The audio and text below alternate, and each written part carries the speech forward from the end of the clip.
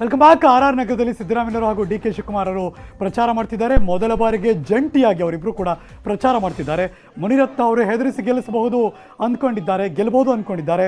ಆದರೆ ಮುನಿರತ್ನ ಅವರಂತ ಒಬ್ಬ ಮೂರ್ಖ ಇನ್ನೊಬ್ಬರಿಲ್ಲ ಅಂತ ಸಿದ್ದರಾಮಯ್ಯವರು ಟಾಂಗ್ ಕೊಟ್ಟಿದ್ದಾರೆ. ಹಾಗಾದರೆ ಸಿದ್ದರಾಮಯ್ಯವರ ಭಾಷಣದ ವೈಖರಿ ಏನಿತ್ತು ಬನ್ನಿ ನೋಡೋಣ.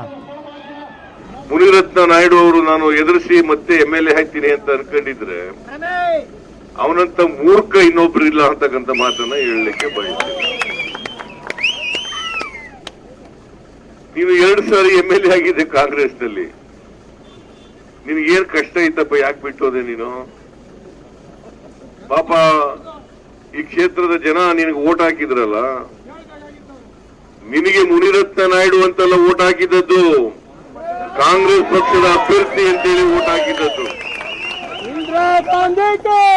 ಇದನ್ನ ಮರಿಕೂಡುದು ಮುನಿರತ್ನ, ಮರಿಬೇಡ. ಇವತ್ತು ನಾನು ಅಭಿವೃದ್ಧಿ ಮಾಡಿದ್ದೀನಿ ಅಂತೇಳಿ ಊರು ತುಂಬಾ ತಮಟೆ ಹೊಡಿತಾ ಇದೀಯ. ನಿನಗೆ ಅಭಿವೃದ್ಧಿಗೆ ದುಡ್ಡು ಕೊಟ್ಟವ್ರು ಯಾರಪ್ಪ? ಮುನಿರತ್ನ.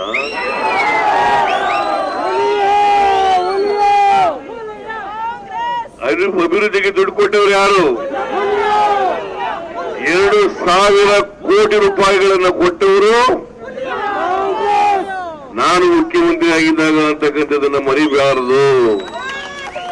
ನಿಮ್ಗೆ ನಾಚಿಕೆ ಆಗಲ್ವೇನ್ರಿ ಸುಳ್ಳು ಹೇಳಕ್ಕೆ? ನಾಚಿಕೆ ಆಗಲ್ಲ ಮುನಿರತ್ನ? ಕೆಲಸಗಳೆಲ್ಲ ನಮ್ಮವು, ದುಡ್ಡು ನಮ್ಮದು, ಅಂದ್ರೆ ನಂದೆಲ್ಲ ದುಡ್ಡು, ಕಾಂಗ್ರೆಸ್ ಸರ್ಕಾರದ್ದು. ಇವತ್ತು ನಾನು ಮಾಡದೆ